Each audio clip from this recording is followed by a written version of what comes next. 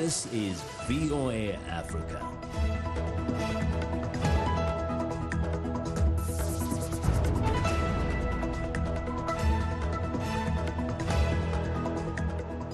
Good evening, I'm Esther Githu-Ewart. It's Wednesday, May 22nd. This is Africa 54.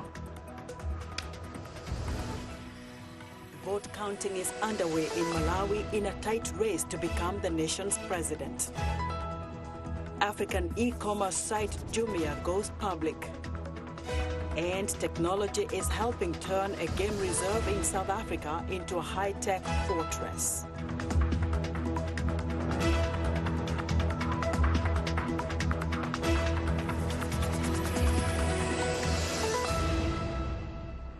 Vote counting is underway in Malawi following Tuesday's presidential election. No major problems were reported as Malawians cast their ballots in the tight race for the nation's highest office.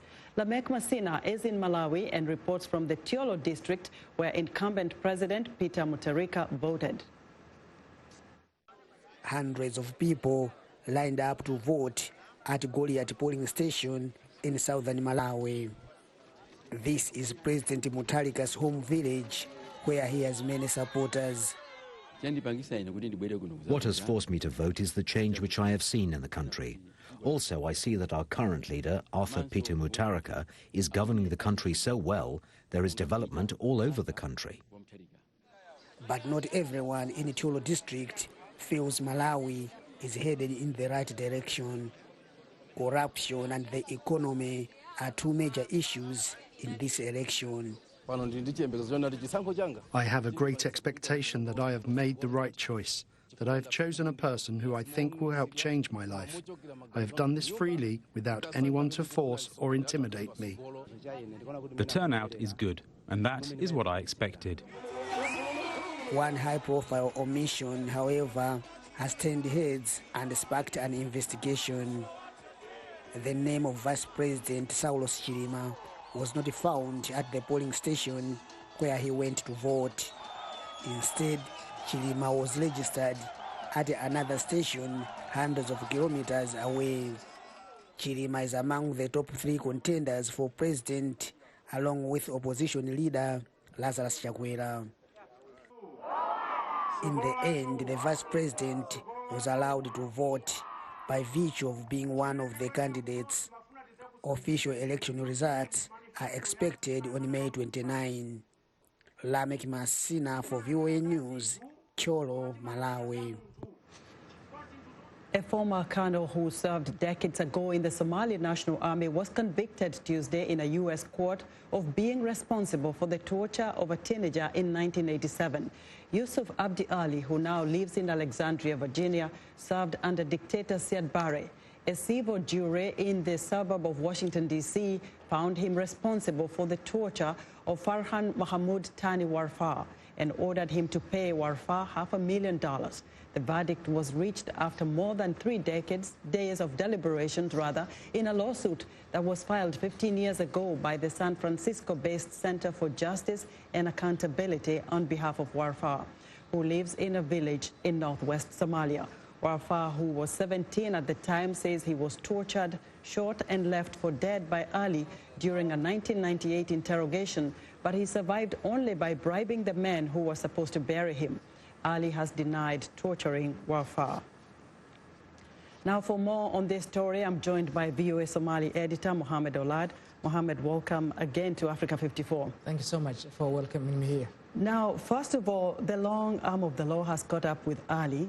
What message does this send to warlords in Somalia and all those militant groups that torture people? Well, this was a great message for the Somali armed groups who are still fighting in some areas in central Somalia, leaders who are leading Al-Shabaab militants, because many of them, during the warlord war in Somalia, the civil war, many of them left the country, went to other countries, and they are still enjoying and live there. So this is a message that says, not only in America, but also elsewhere in Africa and Europe, you will not be able to live freely when you do something or bad to your people back home. Now, Ali has been fined $500,000 US. He was a Uber driver, and you spoke to him yesterday at the court. His reaction? Well, when he was walking out of the court, he was very sad, and normally nowadays he has been hiding from the media, because recently CNN caught him in driving an Uber, and since then he was hiding from the media. And during the court hearing and deliberations, he was hiding and he was not talking to the media. But yesterday, when we spoke to his lawyer, the lawyer says Ali feels he was convicted wrongly, and he believes he's innocent. He was denying any wrongdoings, and he says that why these people have been accusing him is only based on clan vengeance, and he didn't do anything wrong, and he was associated with Farmer Siad Barre regime, whose military forces committed crimes in Somalia. So what about the reaction of Warfa, who had to be flown in from Somalia? Yeah, he was smiling. He was stepping out of the court house, and he was holding his hand up as the victorious guy. And he said to me that justice has been served for his people, for his village, and for himself. And he was saying that he was happy with the verdict, and basically he was happy with the $500,000 compensation he was awarded. Oh, Mohammed, thank you for covering this for us. Thanks so much. Mohammed Olad is a VOA Somali editor. Algerian army, Africa's move into e-commerce is taking a big step forward, with one online company, Jumia, going public on the New York Stock Exchange. While Jumia's shares have seen big gains and declines, VOA senior analyst Jeffrey Young says market watchers think investors see an opportunity in African e-commerce despite challenges unique to the continent. Last month, the Africa-focused e-commerce company Jumia made a big debut on the New York Stock Exchange. The shares soared above $49 from the $14.50 start. Since then, because of profit-taking and a negative investor research report, the stock has traded much lower. Jumia's first quarter 2019 results, released on May 13, showed about a 30% increase in operating losses, but at the same time, revenue doubled. Jumia's performance is discussed via Skype from Kenya by investment website motleyfool.com research director William Mann. With young companies like Jumia is, one of the reasons that they go public is that they do have a growth ramp, or they believe that they have an opportunity, and investors do as well. Mann says relatively new companies typically run in the red for some time as they build consumer trust and gain market share. Jumia's strategy to gain profitability is detailed via Skype from New York by Motley Fool Wall Street reporter Jeremy Bowman. They're bringing on third-party sellers onto their platform, and they can collect commissions, charge them for fulfillment, packaging, all these additional services that will eventually lead to profit for Jumia. For Jumia and other companies doing e-commerce in Africa, there are challenges. They start with the logistics of getting goods from suppliers and then delivering them to buyers across a continent where many areas lack formal street addresses. There are also payment problems because Africa traditionally has relied upon cash-on delivery rather than e-commerce's global model of payment upon purchase. But in one key area, Africa has an advantage, using mobile phones to transfer money, allowing online shoppers to pay for purchases with their phones. The importance of this portable payment system is underscored by a Skype from Pretoria by Institute for Security Studies analyst Jackie Schiller. It's important to remember that there have been remarkable innovations, particularly in banking in Africa. In East Africa, we've seen ways in which mobile money has become the norm. However, some African governments are taking measures that could hold back e-commerce. For instance, Uganda taxes mobile money transfers and the use of social media sites. Via Skype from Kampala, Jumia Uganda chief Ron Kawamara. Anything that penalizes or makes it more difficult to use technology, to communicate, to transact, is regressive. And we know very many of our small businesses, many who use social media not just for regular interaction, but it's a business channel. Still, Karomara says for online retailing in Africa, the potential is enormous. Jamia's goal is to be like Amazon in the United States and China's Alibaba, a one-stop shopping site offering everything from electronics to laundry soap. To get there, Jamia is addressing Africa's unique payment and logistical conditions while building customer and investor confidence. Jeffrey Young, VOA News, Washington. Beginning on Thursday, citizens of the European Union will vote for 4 days to choose their next members of the European Parliament who will shape the course of the EU over the next 5 years. As Henry Ridgwell reports, migration and identity are playing a big role in the decision-making process of voters and governments. South of Copenhagen, Denmark's Baltic coastline is a sleepy warren of low-lying islands and inlets. 2 kilometers offshore lies Lindholm Island. The locals call it Denmark's Guantanamo Bay. It has been designated as a future home for up to 100 foreign criminals. The plan has generated huge local opposition. It's a disaster. It's a disaster on the Danish reputation all over the world. Lindholm Island has been off limits since the 1920s, when it was turned into a scientific laboratory. This is as close as we're allowed to go to Lindholm Island at the moment, as it's still being used as a veterinary research centre for deadly diseases like foot and mouth and mad cow disease. The government plans to spend over $100 million over the next 3 years, converting the island into what will be, in effect, an open prison. It will house foreigners convicted of serious crimes who have served out their sentences, but who cannot be deported for legal or other reasons. They must sleep on the island, but during the day they will be free to take the ferry to the mainland and will arrive at the tiny port of Kelveheve. Local residents are fearful. What are they going to do with those persons that are not showing up at the ferry when it goes back in the evening?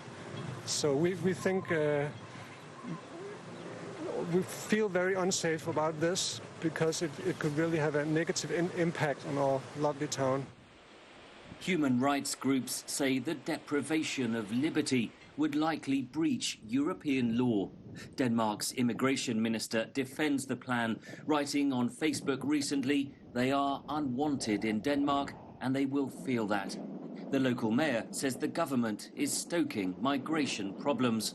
I think that many people have opened their eyes to this issue about the migration, that it's not a thing that we in Denmark can solve ourselves. We will have to cooperate with other countries, the EU and perhaps us other countries in the world to solve these issues about migration. Issues that are being debated from the far eastern shores of Europe to the windswept islands of the Baltic Sea. In Denmark, as in the rest of the EU, migration and identity are playing a key role in the minds of voters as they decide the path of Europe.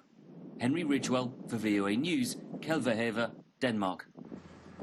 Algerian Army Chief of Staff Lieutenant General Ahmed Gaid Salah told state television Wednesday that he had no political ambitions in response to democracy activists who say that he intends to copy the authoritarian model of Egypt. Salah's statement comes after thousands of students marched on the streets of Algiers on Tuesday, calling for the resignations of interim President Abdelkader Ben Salah and Prime Minister Noureddin Bedoui, who was appointed by President Abdelaziz Bouteflika days before mass protests forced him to step down. Waving a giant Algerian flag and holding placards, the young protesters chanted slogans demanding free and fair elections. A presidential election has been scheduled for July 4th. The armed forces have been a pivotal power center in Algeria for decades. We'll be right back. Could be French, English, Portuguese, Bantu, Arabic. It is the beat. The African beat that counts. The beat does all the translations. It cuts across all languages and gives us the understanding that this is the African beat. It is so distinct and adhesive. It binds us together. African Beat on the Voice of America. For more information, visit our website at www.voanews.com/AfricanBeat. I am Sheikh Sali, host and senior editor of VOA's international call-in talk show, Straight Talk Africa. Today we'll examine the tobacco industry. We pretty much touch on anything that you can think of. Politics, health issues, human rights issues, you name it, we talk about it. The issues that we discuss are pertinent to most people on the African continent. A very, very rare and unique opportunity to interact with their leaders.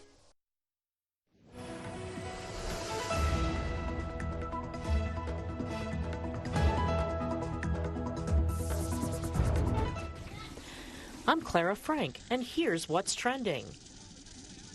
Abla Ogodo used to walk 10 kilometers to retrieve water for her family. Now that a new well in her own village runs on solar power, she doesn't have to go anywhere. A UK-based power company called Bbox, in partnership with France's EDF Group, has launched a program to power the entire village with energy from the sun. About 1.2 billion people worldwide lack access to the power grid, according to the International Energy Agency. Africa is lagging, with less than 40% of households connected. Next up, forget traditional ice cream cones. Now there's a demand for frozen products with a difference. In Los Angeles, California, designer ice cream is booming, with new flavors such as gorgonzola, avocado, and white wine on the menu. The latest trends mean gelato makers are racing to offer unique flavors with high-quality ingredients, as well as offering dairy and gluten-free options. By 2023, artisanal ice cream is expected to have the fastest growth in the sector. And finally, My Pig Cafe in Tokyo's trendy central Meguro neighborhood is the newest addition to Japan's ever-growing list of animal-themed cafes. My Pig lets visitors spend 30 minutes getting acquainted with its oinking occupants for about $8, plus the cost of a drink. The tiny piglets are imported from the United Kingdom and bred as pets for Japanese families. Micro pigs cost around $3,000. But despite the steep price tag, demand for micro pigs is increasing. The waiting list has over 100 names. And that's what's trending today.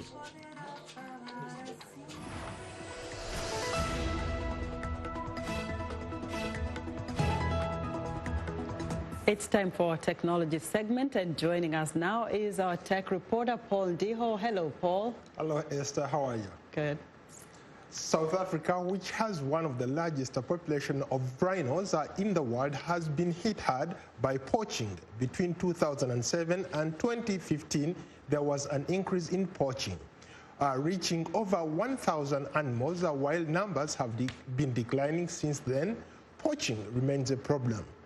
Here is VOA's Faith Lapidus. African wildlife, a major source of tourist dollars, is threatened by poachers. Despite aerial surveillance, foot patrols, and electrified fences, illegal incursions are still being made into South Africa's parks. But not in Mpumalanga Game Reserve, a private game reserve adjacent to Kruger National Park, where technology is being used to track the movements of people and potential poachers. Using closed-circuit TV, long-range thermal cameras, sensors, and a Wi-Fi network, technology firms Cisco and Dimension Data implemented a pilot project called Connected Conservation, focused on protecting rhinos. There was a desperate need to stop poaching, and we came along, Dimension Data, together with Cisco, had a look at the environment with our solution architects, our design architects from both companies, put a solution together effectively, designed it, implemented it, and had some great successes, particularly in our first year of operation, which was 2016. We reduced poaching by 96%, and from January 2017 to date, we have not had a rhino poached. With information from the various cameras and sensors monitored and collected in a central 24-hour control room, ranger response times have dropped from 30 to 7 minutes. It gives us now the visibility on areas where we previously did not have visibility. And, you can hide your tracks when crossing a road, but you cannot hide in front of a camera. So that gives us that opportunity to make sure that we see the people, and then we can react by means of human intervention. Connected Conservation aims to provide their system across the globe, minimizing poaching of other at-risk animals. Obviously looking throughout Africa, looking to save species like the rhino, the elephant, lion and pangolin. We've got 2 requests out of India to do 2 tiger sanctuaries, looking at Asia to protect the tigers as well. Having a look at the ocean, we've had a call out of Bay, New Zealand, to protect sea rays, whales and sharks. And then obviously in South America, we want to go in there and protect the jaguar and the mountain lion as well. By creating a virtual wall around the preserves, the project hopes to protect the animals while allowing them to roam freely. Faith Lapidus, VOA News. That's it for today's Take a Reporter. Back to you, Esther. Thank you so much, Paul. And be sure to join Paul Diho each Wednesday for another tech segment on Africa 54.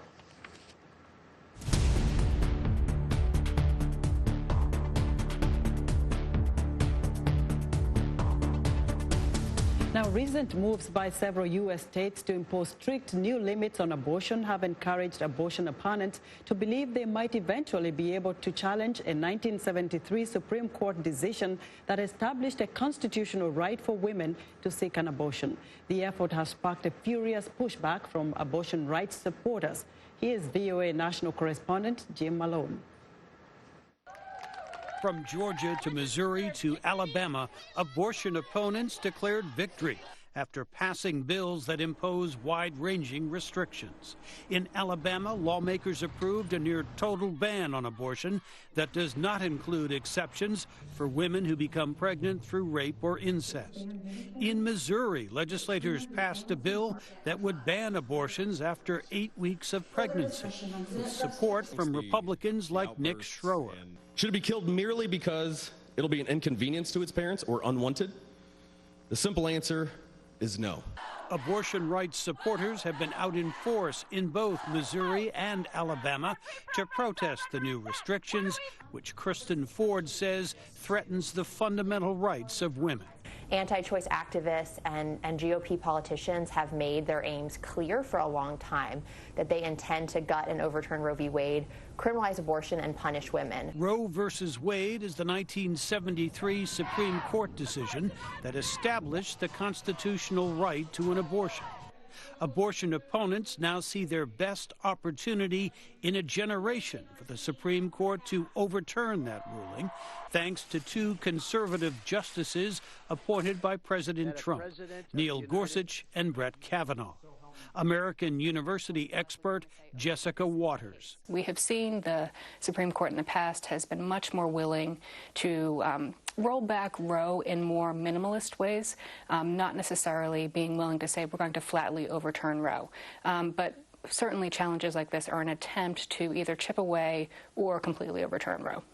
The recent efforts by some states to restrict abortion is the latest chapter in a long-running political battle over the issue, says Stanford University analyst Morris Fiorina. What you have is on the pro-life side, people simply wanting to prioritize the life of the unborn child above all else. On the pro-choice side, people who want to prioritize the rights of the mother above all else. And the vast bulk of the public in between says these are rights in conflict, and we need to have some sort of balance. Some Democratic presidential contenders have seized on the issue, and it could become a factor in next year's election, especially for Democrats. says Jessica Waters. If they think that Roe is indeed in danger, they're much more likely to get out and vote. So I actually think that this was a real mistake on the part of the more conservative Republicans to push something so extreme. Abortion has long been one of the most divisive political issues in American society. Public opinion polls in recent years have shown that more than 60% of Americans support keeping the Roe decision in place, while about 30% want it overturned. Jim Malone, VOA News, Washington. The national security advisors of U.S. President Donald Trump told U.S. lawmakers Tuesday that escalating tensions with Iran were part of a 40-year pattern of aggression from the Islamic Republic. But Democratic lawmakers remained unconvinced by the administration's argument, urging a cautious approach in the Middle East. VOA's Catherine Gibson reports from Capitol Hill. Heading to the Hill to make their case. We do not want the situation to escalate. This is about deterrence, not about war. We're not about going to war. This is about continuing to protect our interests in the Middle East and conducting the missions that we are there to perform. Recent attacks on Persian Gulf oil tankers and Saudi pipelines, possibly the work of Iran, Secretary of State Mike Pompeo said. If it continues, the president has left the door open for action. I think Iran would be making a very big mistake if they did anything. If they do something, it'll be met with great force, but we have no indication that they will. But the briefing did not convince some lawmakers. I worry very much that intentionally or unintentionally, we can create a situation in which a war will take place. And let me tell you, I think when you do that, you're talking about a war that will go on and on and on. The war of words continued on Twitter, Iran's foreign minister telling Trump to try respect. It works. The Trump administration withdrawal from the nuclear agreement with Iran removed U.S. leverage, Democrats say. If the Iranians aren't ready to talk and they are ramping up their provocative actions in the region, that would seem to be a pretty significant indictment of our current policy right now. But the tougher U.S. stance on Iran's nuclear program has helped, Republicans said. We're at a point in time where we're pushing back against the regime and we're resetting the rules of engagement. So we're letting them know that you've attacked us in the past, you provided IEDs during the Iraq War that killed at least 300 Americans. Those days are over. But that stance is tied to politics, not policy, Democrats said. Secretary Pompeo made a very lengthy political argument. He argued, here's all the terrible things that Iran had done, and he spent about 10 minutes until I cut him off, making that argument. And as every member who stood up said, we know Iran is bad. Okay, what is the policy going forward? Domestic political concerns could make that Iran strategy a tough sell for Trump. The divide down party lines over foreign policy comes as an increasing number of Democrats call for the president's impeachment. Catherine Gibson, VOA News, Capitol Hill.